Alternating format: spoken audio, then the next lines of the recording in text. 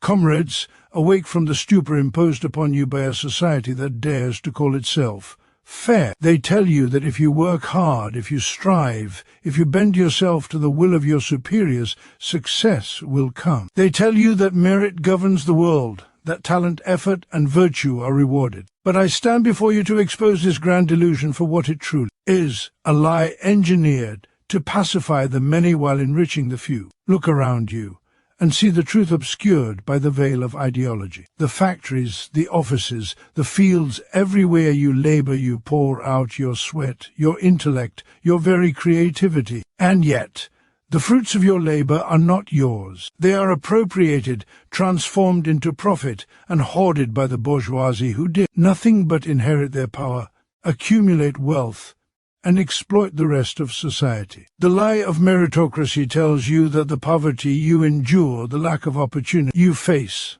the systemic barriers you encounter are due to your own failings. But these are not the failings of the worker.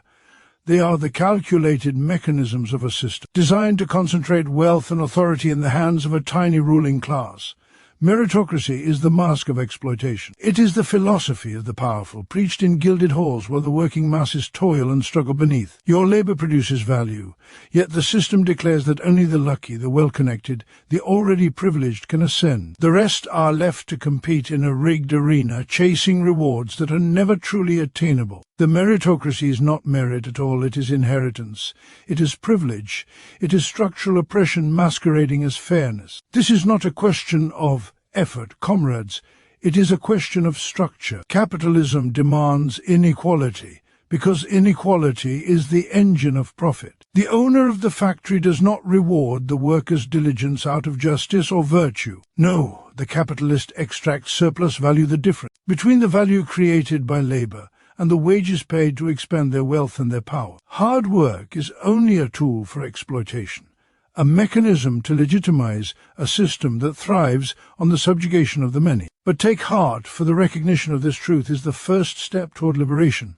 Workers of all trades, unite. Cast aside the illusions sold to you by the ruling class. The fault is not yours, nor is failure a reflection of character. It is the design of a system that fears your collective strength. Your labor, your intellect, your creativity are the true engines of society, yet the benefits are siphoned away to those who contribute nothing of value except ownership. The lie of meritocracy cannot withstand the power of solidarity. When workers join together, organize, and claim the means of production, they tear down the structures that uphold inequality. True merit lies not in individual advancement within a corrupt system, but in the collective ability to create, to innovate, and to sustain a society in which the rewards of labor are shared equitably. Only when the workers control the wealth they generate, only when exploitation is abolished, can justice replace the pretense of fairness. Do not be seduced by the rhetoric of upward mobility, for it is a poison that divides you from your fellow workers. The struggle is not against laziness, nor incompetence, nor lack of ambition. It is against a system that thrives on your subjugation,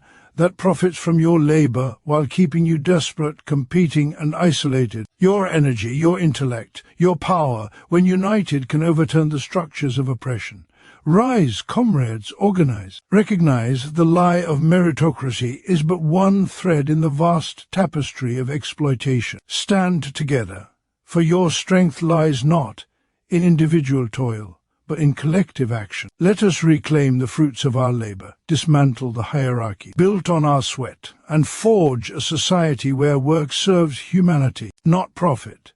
The time is now, the hour of awakening has arrived. Meritocracy, the idea that individuals succeed purely through talent, effort, and diligence, is one of the most insidious myths propagated by capitalist society. It presents itself as an impartial, fair system where everyone has an equal opportunity to rise according to their abilities. It claims that those who are wealthy, influential, or powerful have earned their position through their own merit, while those who struggle or remain poor are simply less capable, less ambitious, or less deserving. This notion appears innocent on the surface, appealing to the sense of justice and fairness that every human possesses. It appeals to the worker's desire to believe in their own potential, to believe that effort and sacrifice will be recognized and rewarded. Yet beneath this veneer of fairness lies a structure carefully engineered to perpetuate inequality and entrench the dominance of the ruling class. Meritocracy is not a neutral mechanism. It is a tool of ideological control,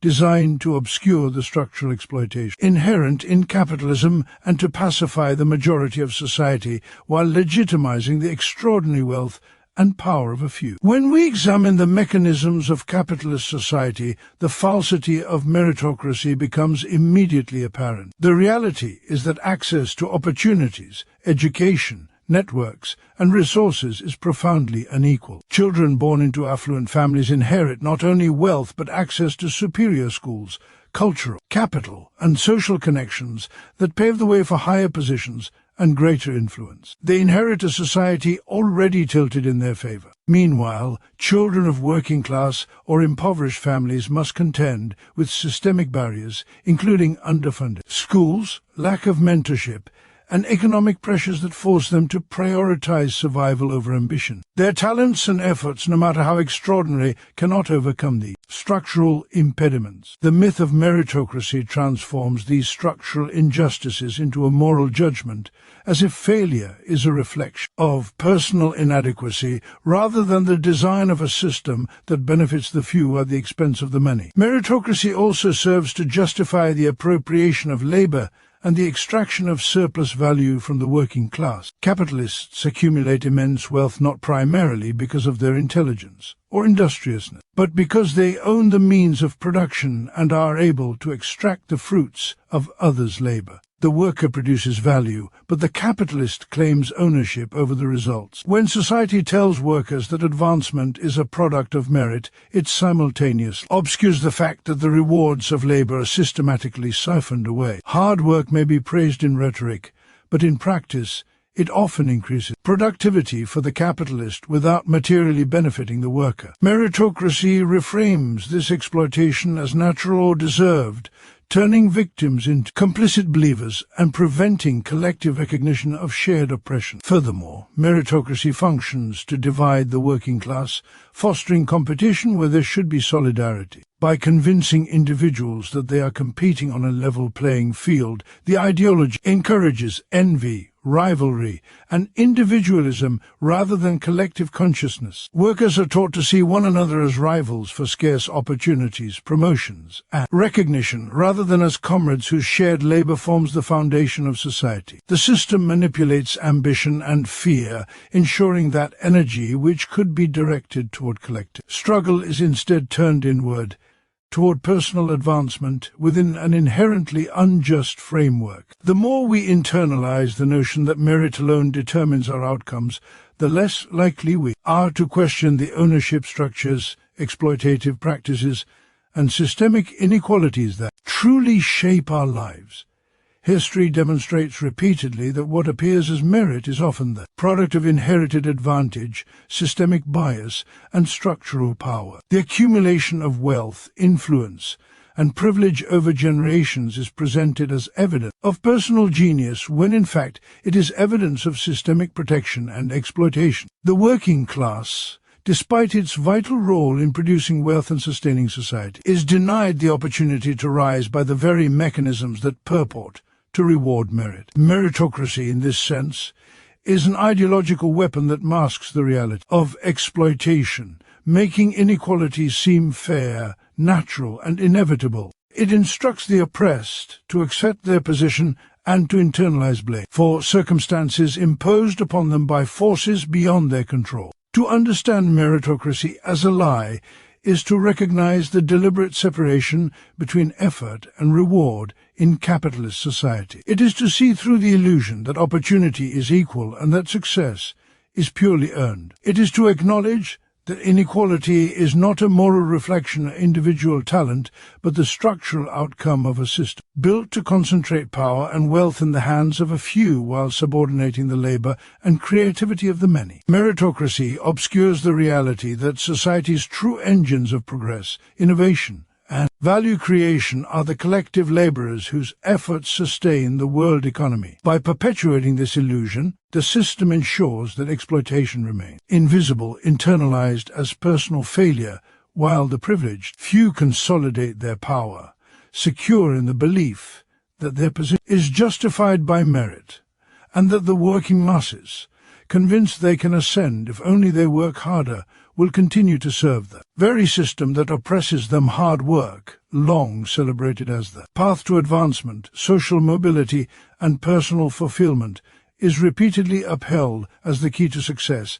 in capitalist society. From childhood, individuals are taught to believe that diligence, perseverance, and sacrifice will inevitably yield rewards, whether in the form of wealth, status, or opportunity. This narrative is reinforced in schools, media, and political discourse, creating the illusion that society is fundamentally fair and that outcomes are determined by effort and talent. Yet the reality of capitalism exposes this belief as a dangerous fallacy. Hard work alone does not guarantee success, for the system is designed not to reward labor equitably, but to concentrate wealth and power in the hands of a ruling class that benefits from the exploitation of the many. The promise of advancement is a mirage, and the labor of millions is appropriated, commodified, and transformed into profit that rarely reaches those who generate it. The myth of meritocratic reward functions to obscure this structural truth and pacify those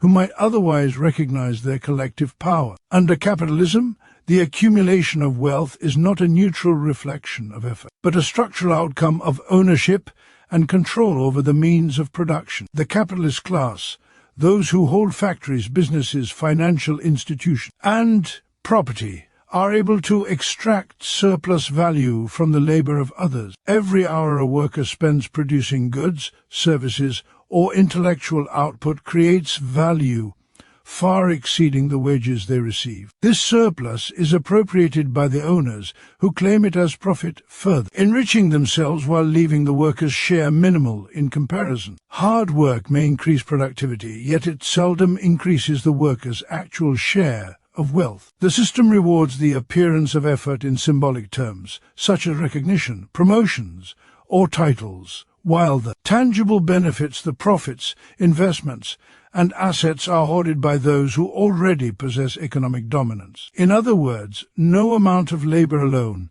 can overcome the structural mechanisms that divert wealth upward.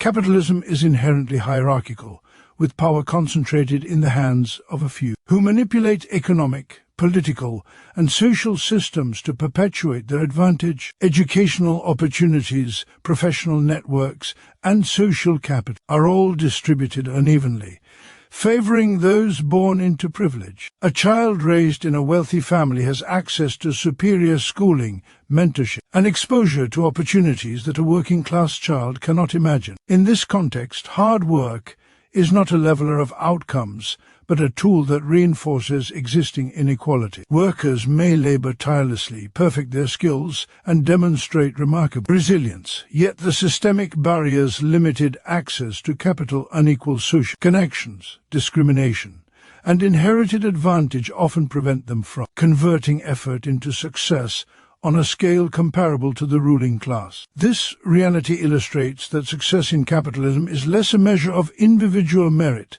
than a reflection of structural power. The glorification of hard work also serves a political purpose. By promoting the belief that individual effort guarantees reward, society discourages collective critique of systemic injustice. Workers are taught to blame themselves for their struggles, to internalize failure as personal deficiency, and to compete against one another for scarce opportunities. Ambition is framed as the pathway to mobility, and competition is positioned as natural and virtuous. Yet this narrative prevents workers from recognizing that their labor produces the wealth from which the ruling class benefits disproportionately. Hard work is valorized not because it leads to material security for the laborer, but because it maintains the illusion that the system is fair, ensuring compliance, subordination, and a fractured workforce. Furthermore, capitalist labor is often subject to precarious conditions that undermine the possibility of success through effort alone. Workers face low wages, unpredictable schedules, lack of benefits, and exploitative contracts. Even those who excel in their fields may find that their achievements enrich their employers far more than themselves. Entrepreneurs, artists, professionals, and laborers alike discover that exceptional effort may bring recognition but rarely leads to proportional material reward. Wealth is concentrated through inheritance, speculation, and ownership, not merely through individual toil. The system is structured to produce and perpetuate inequality, ensuring that while some individuals may appear to succeed through hard work, the vast majority contribute to a cycle that enriches others and leaves them struggling for survival. Recognizing that hard work alone does not guarantee success is the first step toward understanding the structural nature of exploitation. It reveals that inequality is not a reflection of individual shortcomings, but the product of a system that deliberately channels wealth upward, diminishes the rewards of labor,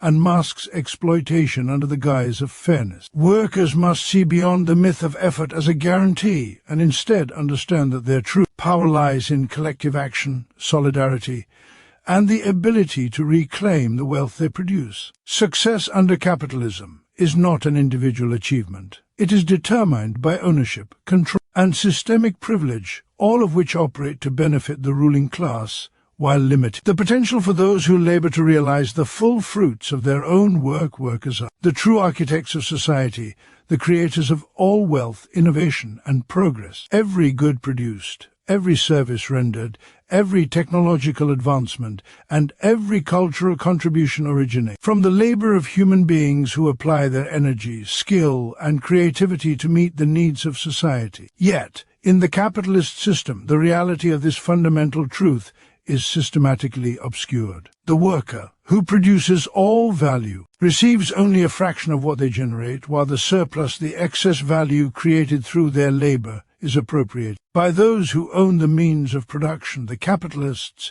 who contribute little more than ownership and coercive control. This appropriation of surplus value is the engine of exploitation, mechanism by which wealth is concentrated in the hands of a few. The majority laboring population is denied the full fruits of its toil, sustaining a system of profound inequality and social injustice. The capitalist claims legitimacy for their wealth through the notion of investment and risk, presenting themselves as the providers, organizers, and drivers of economic activity. Yet the truth is that without the laborer, the capital is inert. Machinery produces nothing without someone to operate it, organize production, or supply the intellectual and physical effort required. The factory, the office, the farm, and the marketplace exist because of human labor, yet the system rewards ownership, not contribution. The worker's activity, measured in hours, effort, creativity, and skill, is transformed into commodities, services,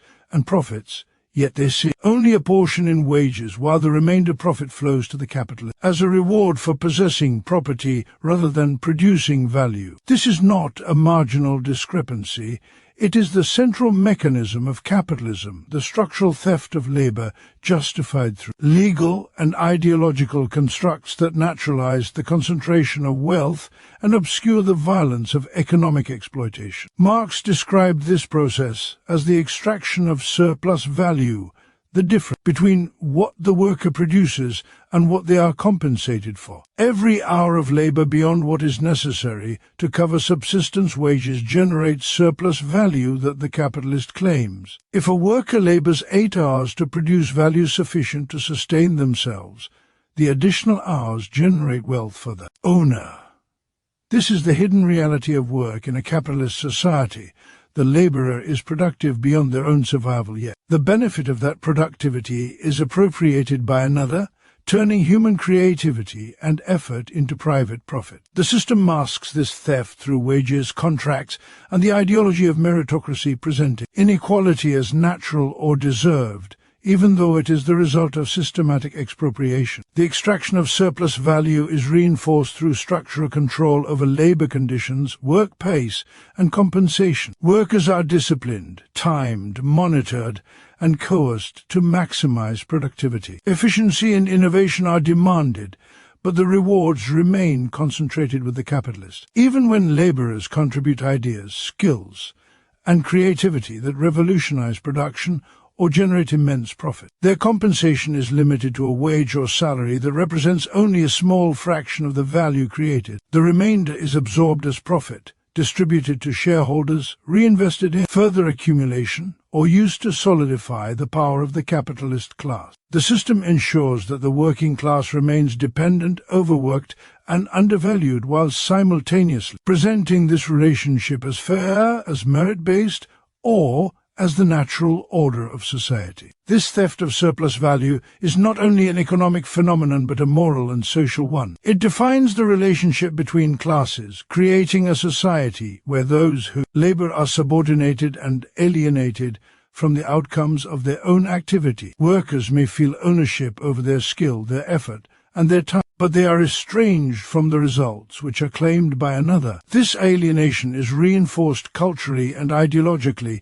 Workers are taught to take pride in their labor, to identify with their roles in production, yet the tangible benefits of their work are systematically denied to them. They produce society itself, and yet they exist at its margins, while those who contribute little to nothing beyond ownership claim the wealth generated by collective effort. The expropriation of surplus value is also the foundation for the accumulation of capital, for the expansion of the ruling class's wealth and power. Profits derived from labor exploitation allow capitalists to invest, acquire property, and dominate markets, while workers remain constrained by the limits of their wages. This unequal distribution of wealth reinforces power hierarchies, shapes social mobility, and entrenches inequality across generations. The laborer is never fully compensated for their contribution because the system is designed to ensure that the value they produce exceeds what they receive, that their toil enlarges someone else's fortune, and that the gap between production and reward persists. Understanding that workers produce all value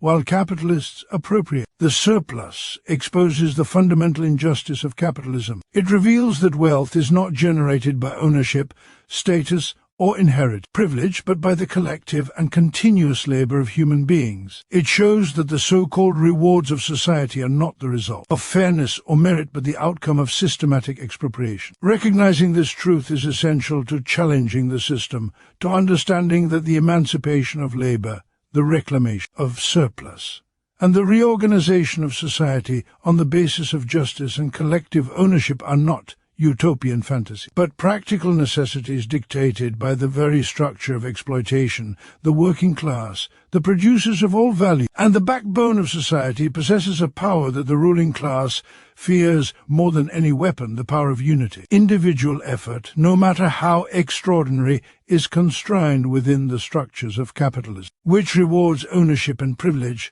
while extracting the labor of the many. Hard work alone cannot challenge the systemic exploitation that concentrates wealth in the hands of a few.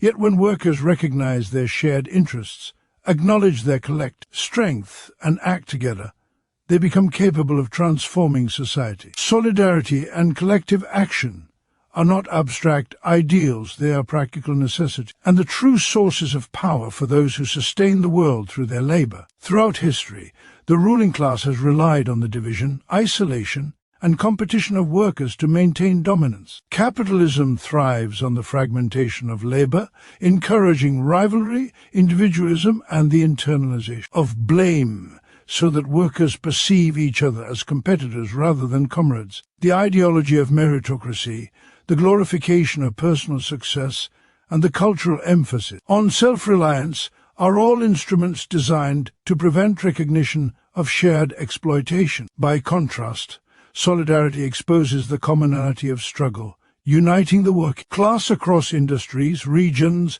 and identities in the pursuit of justice. Collective action transforms labor from a source of exploitation into a source of leverage. Strikes, protests, unionization, and coordinated campaigns reveal the dependency of the ruling class on the labor of the many. Factories cannot operate, services cannot be delivered, and markets cannot function without the active participation of workers. The capitalist class is acutely aware of this dependency, which is why it expends vast resources to prevent unionization, suppress labor movements, and divide workers along lines of race, gender, nationality, and skill. The threat of collective action undermines their ability to dictate terms unilaterally, redistribute surplus value at will, and maintain the concentration of wealth. When workers organize, they assert control over the very conditions of production, demanding fair wages, safer workplaces, and equitable treatment, and in doing so, they challenge the legitimacy of exploitation itself. Solidarity extends beyond immediate workplace struggles to encompass broader social transformation. When workers recognize that their interests are intertwined, they can address systemic inequalities that transcend individual employment. Housing, healthcare,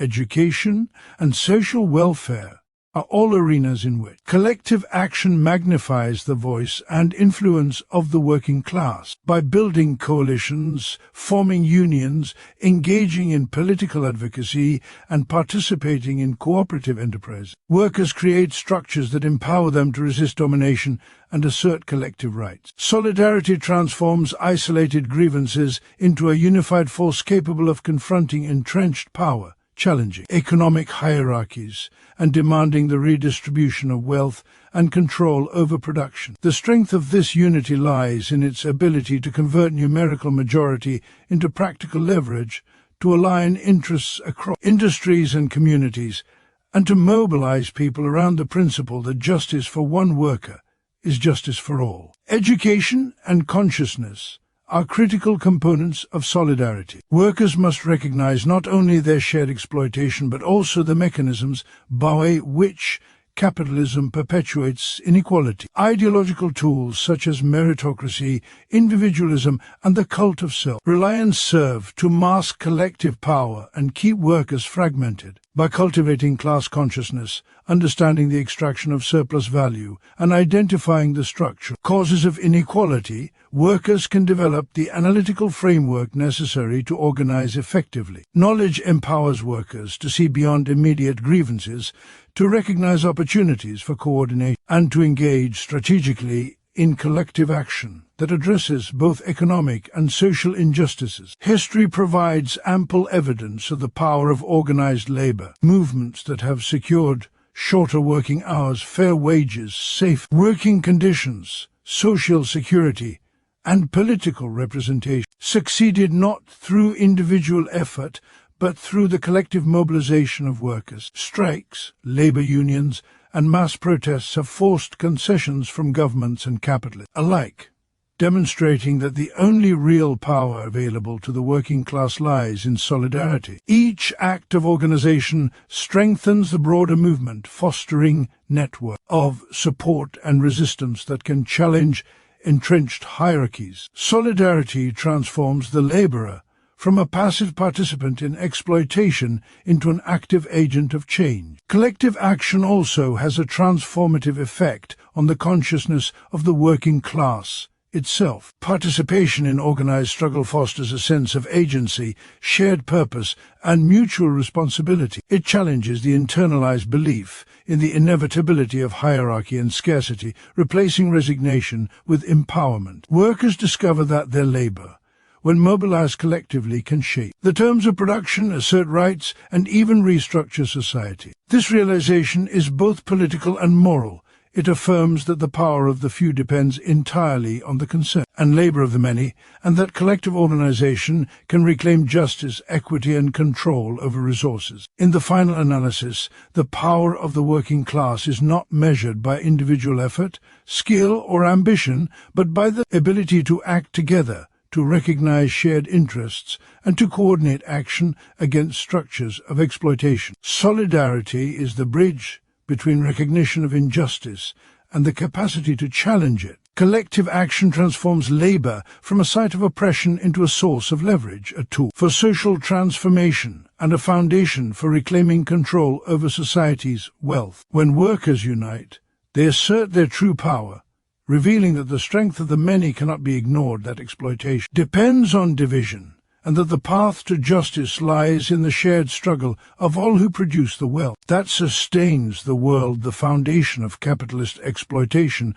lies in the ownership of the means of production by a small, privileged class that extracts surplus value from the labor of the many. Factories, farms, offices, machinery, financial instruments, and infrastructure are all controlled by those who do not themselves produce the wealth that flows through them. Workers' labor innovate and sustain society, yet the ownership of the tools and resources they depend upon allows the ruling class to dictate conditions, appropriate the fruits of labor, and concentrate power. To challenge this system, to dismantle the structures of inequality and exploitation, it is not sufficient for workers to seek higher wages, better conditions, or incremental reforms within the framework of capitalism. The very core of liberation lies in reclaiming the means of production, in transferring control from those who profit from exploitation to those who generate the wealth, and in establishing collective ownership as the foundation of social justice. Without this fundamental shift, all reforms remain provisional, temporary, and vulnerable to the logic of accumulation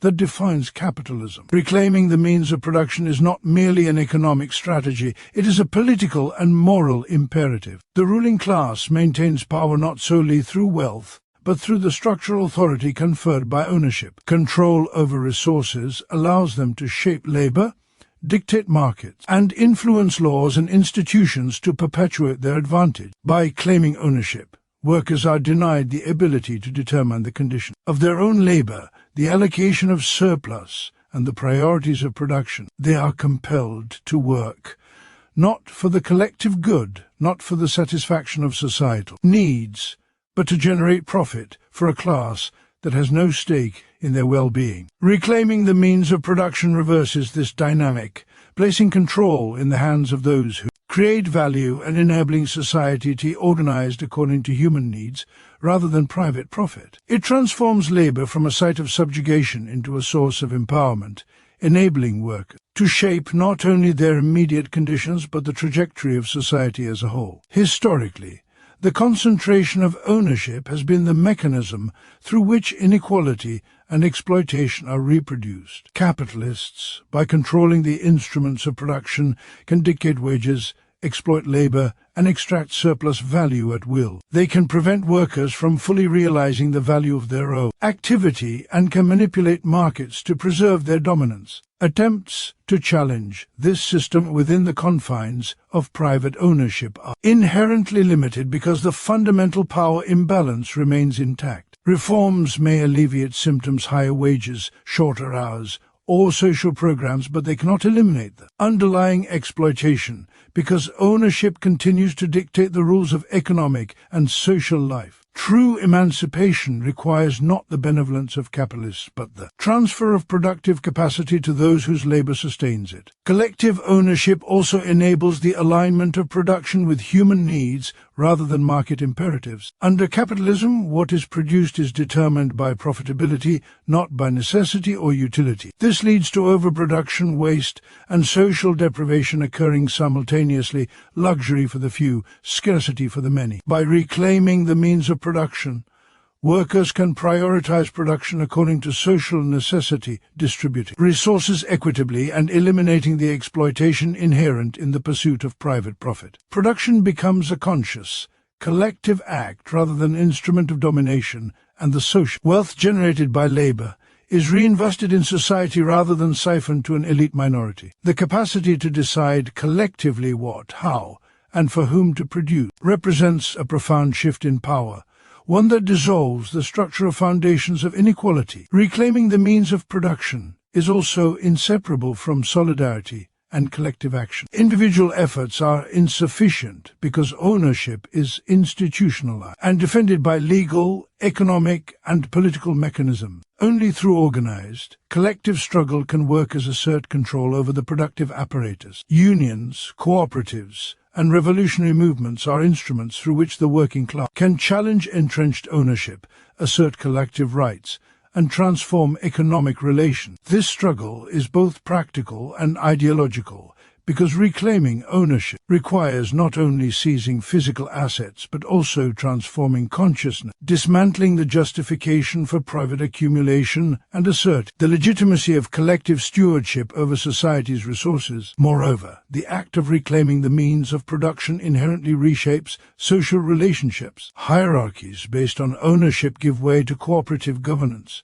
Decision-making becomes participatory rather than imposed. The alienation that characterizes labor under capitalism, where workers are estranged from the outcomes of their own activity, is resolved. When workers collectively determine how production is organized, how resources are allocated, and how surplus is distributed, work ceases to be a mechanism of domination and becomes a vehicle for human fulfillment and social benefit. This transformation is not only economic but moral and cultural, creating a society grounded in equality, justice, and mutual accountability. Ultimately, reclaiming the means of production is indispensable to dismantling exploitation because it strikes at the root of capitalist power. It allows society to transition from a system that prioritizes profit and privilege to one that prioritizes human needs, collective well-being, and equitable distribution of wealth.